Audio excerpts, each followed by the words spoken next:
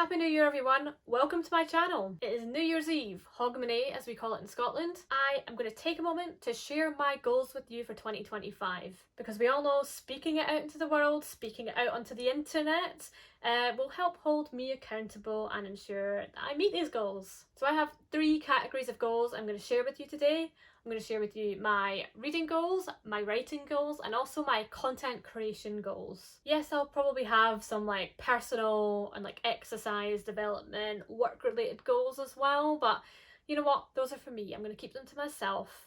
No one wants to hear me say that I'm going to run Couch to 5k this year because like aren't we all trying to run our own Couch to 5k's in a way? Who cares? Nobody cares. Everyone just do what you can do. I do need to do more exercise, but it's more about the fun that you have along the way, isn't it? Okay, just to hold me accountable, I'll try and do Couch to 5k as well. But that's the only other personal goal I'm sharing here. The rest can just stay with me in my head. Let me know some of your reading, writing, or otherwise goals in the comments. Let's all empower each other. Let's all encourage each other. We're all in this together. Life is hard. Achieving our dreams is hard. But by setting like manageable goals, we can do this. We can get there. I believe in myself. I believe in everyone watching this video. Let's just do this together. Let's start out with the biggest one, my writing goals. My goal for 2025, it was also my goal for 2024 and it didn't quite happen, but I will finish my first draft of my book by this time next year. But will I? Yes, I will, because I've been working on this for a long time. We have to get it out of our head. Have to get it out of my head. We're doing this. And you know what? I don't think it was manageable when I set the goal last year, but this year I do actually think it's manageable. Will it be hard? Yes. Fuck yes, it'll be hard, but it's manageable and I can do this. If I'm a chapter or 2 short, that's kind of fine, but I should be able to achieve a bit more. Depends what happens. Like, that being said, like I do want to buy a house this year, and I'm sure there'll be like some personal tragedies or something like that that happen in the year, or some illnesses, some COVID or something, where I'll be like ill or I'll be really busy and it'll be like a month where I can't do anything. I do accept that's probably going to happen at some point, but I think even if I am going through a crisis, a tragedy, like maybe writing will give me some structure to get through and maybe like survive any hard times I go through. Illness is different because I probably won't have the focus. Moving house, if that happens this year, that's probably going to be chaos, but like, can I manage a little bit of time to also do some writing? Yes, and I will do it this year. I'm scared, but I'm going to try. But what does that mean? Like, how much of my first draft do I have left to do? So at the moment, my book is plotted out. It's in 3 parts. It's got 18 chapters, so 6 chapters per part. I've finished part 1. I've nearly finished chapter 7 as of making this video, but by the time this goes out on New Year's Eve, I will probably finish chapter 8. So that leaves me with 6, 7, 8, 10 chapters left to write, and just before the halfway point of the book. And each chapter, I'm aiming for about like 7,000-8,000 words, 6,000-8,000 words per chapter, just to keep them all even. Like, that's going to change when in the edit, of course, but if they're less, that's fine, but that's roughly the estimate. So put it at a chapter a month, and there might be 2 months where I do nothing, and that's fine, but a chapter a month, 7,000-8,000 words at most per month, that's doable. That is 2,000 words a week, and I tend to write at the speed of 500 words per hour, sometimes more than 500, sometimes 1,000 words in an hour if I'm really on fire, but like at minimum 400 or 500 words per hour if it's kind of a slow hard day. So that's 4 hours per week. That is 16 hours a month, 8,000 words a month, 2,000 words a week. That's my goal, and that's kind of the schedule I'm on currently. I try to map out 1 session at the weekend, 3 sessions in the week of 1 hour of writing, and that should get me through. And if I maintain that speed with a couple of months off, a few holidays here and there, a few crises or illnesses here and there, I should be able to do it, and that's why I think it's doable. Last year when I made the goal, I'd actually started the book from scratch again, so I I was on like chapter 1, chapter 2 this time last year, and I managed to do 7-8 chapters in this year, so it's not bad. It's half a book. But if I wanted to finish the book, I would have had to do 2 chapters a month. I would have had to do 12,000 words a month, and I did manage that last November and December. I did 12 and 13,000, but I could not maintain it, really couldn't maintain it. So 8,000 is still quite ambitious, but doable. I think I can do it. I'm a chapter or 2 short though. That's fine. I'm going to give myself a little allowance. Depends what happens. If no tragedies happen, if I don't have any big excuses and I don't do it, I will be disappointed in myself. Just going to say, future Corinne will be a bit disappointed if you were just a bit lazy. But if you were not lazy and you were trying your best and it just didn't work out, then that's okay. And like 2 chapters, you've got 1 or 2 chapters left. Future Corinne, that's good, smash it. You can get that done like by the end of winter, have a little break, and then get in the editing room. So that's that. That's my writing goals, and that's my one focus. I'm not writing other things apart from at work, I suppose. But yeah, that is it. And I can do it, and I have plotted it, and it's going to be cool. We're going to do this. But that is not the only thing I'm working on, because as you can see, I now have this YouTube channel with barely any subscribers and views, which I would like to change over the course of 2025.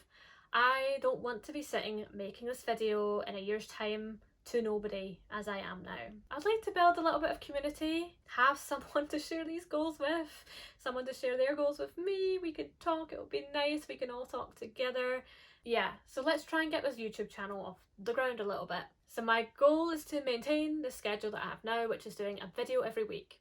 And I am going to review every book I read, every single one. I'm actually the plan I came up with when I started this channel or started the TikTok last year was a promise that I'm going to review every book that I read until I finish writing my own. Kind of as like a negative reinforcer, bit of punishment, like, bitch, you better work, you better read, you better learn while you write your book. Once you write your book, you can have a little bit of a break. So I'm going to be doing that. I'm going to be doing a lot of reviews, other kinds of videos. Matt put them in here and there, but 1 video a week for the whole year, and we'll see where that gets me.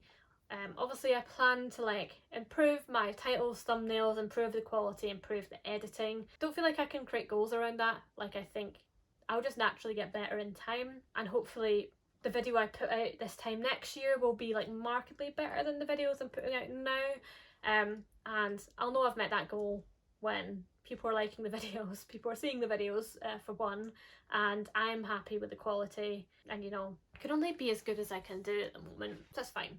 I'm also going to be reviewing every book on TikTok as well, and maybe post a bit more on TikTok. Maybe post like at least once a week. It's probably not enough for TikTok, but I don't think I've got much time and energy to do more. I'll see what I can do, but I don't want to put too much pressure on myself.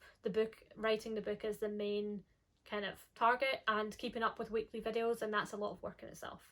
But I'm going to maintain some regular posting on TikTok, and I'm also going to launch a Bookstagram and do like 3 posts a week on there. So that's a lot of work. And on top of that, I'm doing this content marketing course. It's for authors, it's for bookish people on the internet. I'm going to do that course, kind of runs for a year, so it should finish in October for me.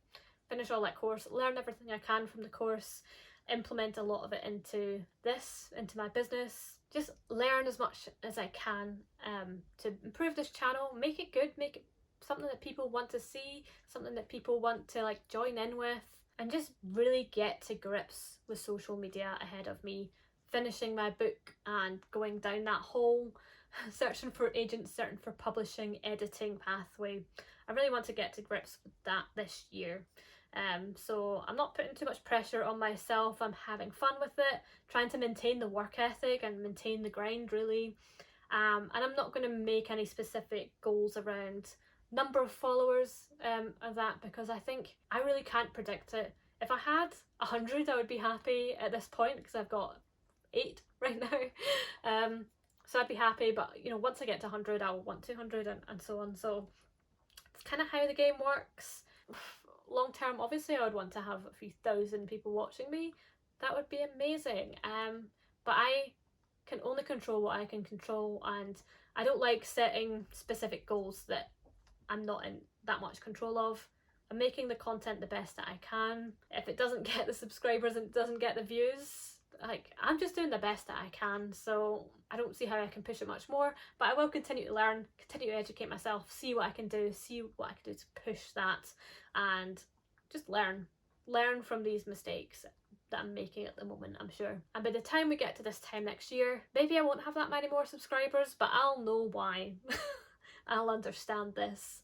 And that's the goal. So let's see where we are next year. And like, hopefully I'm not on here crying to nobody about how badly it's gone. And finally, let's get on to my reading goals, because I'm sure that's what most people are here and more interested in from me. Not setting a specific number of books. I think I'm reading like at a much quicker rate because I've made this channel, and that's really affecting my behaviour and really driving my behaviour with the books I'm choosing to read and the pace at which I'm reading them. I'm always trying to put out kind of topical books. If it's like Halloween themed, I want it around Halloween. If it's Christmassy, I want it out around Christmas. Trying to keep in with the time of year, stay topical. So I'm not sure what a realistic goal is for my reading. I think I typically do 20 books or like 18, 17 books. Not that many because I'm quite a slow reader really. And I have some big books on the list. I've got some big non-fiction books on the list too. So I don't know at any point like if I'll slow down. Sometimes there'll be a book that I'm reading for a month or 6 weeks. Just not one of these people that's going to be doing monthly wrap-ups where I'm like, here's 10 books I read this month. So if I could read 30 or 40 or 50, that would be amazing. But I think I'm just going to see. I'm just going to see how many I read, and I'm sure I'm going to impress myself with it because I have to for this channel now. I don't know how high I can climb with regards to how many books I read. We shall see. But the goals I do have are, I'm going to read 2 of the non-fiction books on my TBR. At least 2. Be good if I read them all. One of them is the huge one about the history of violence. Don't think I'm going to be finishing reading all of that somehow. But if I could read 2 of my non-fiction TBR, that would be great. I could read 2 this year, 2 next year, 2 the year after, and then get some more. If I read them all, if I read more, that's great, but let's try and read at least 2, Corinne, because you've been on your TBR for a year, year and a half, maybe 2 years for the violence one. So yeah, let's get them read, let's get through them, let's take a break from fiction sometimes. We're gonna do this, it's fine. Next, I'm gonna try to read at least 75% of the books in my current TBR. Now the list has grown since I did my last TBR on this channel.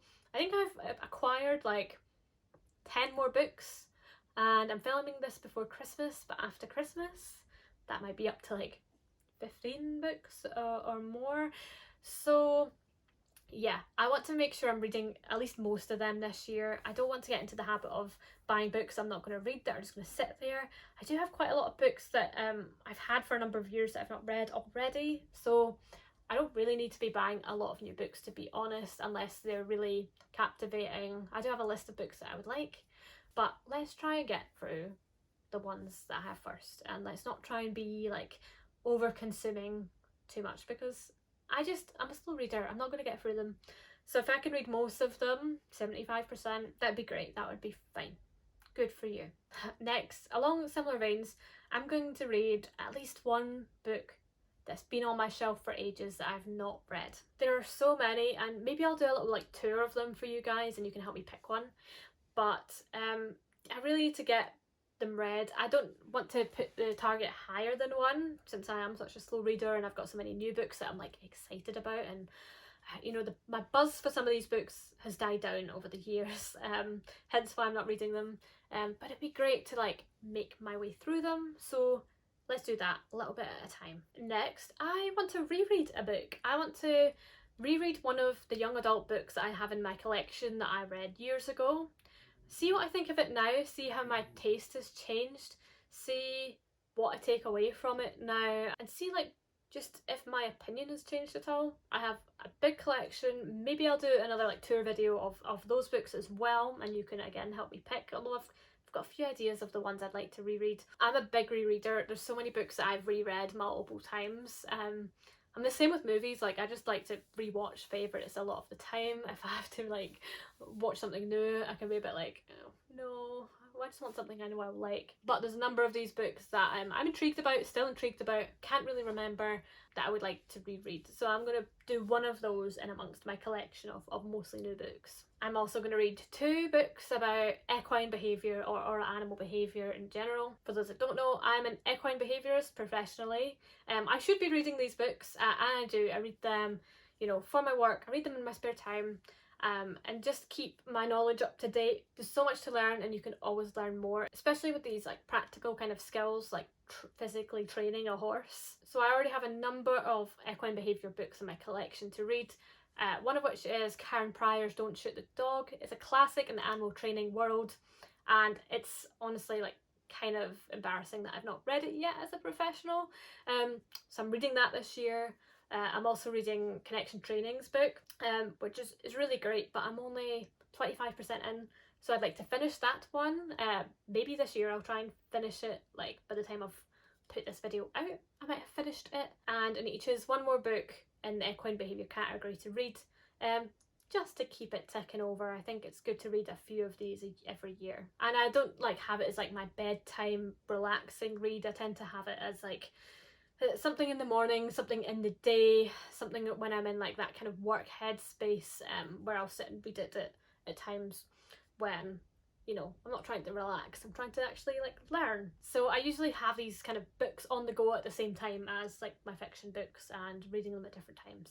So that's perfectly manageable to have 2 books in that category on the go. And my final goal is that I'm going to read 1 classic this year at least. And I think I already know which classic.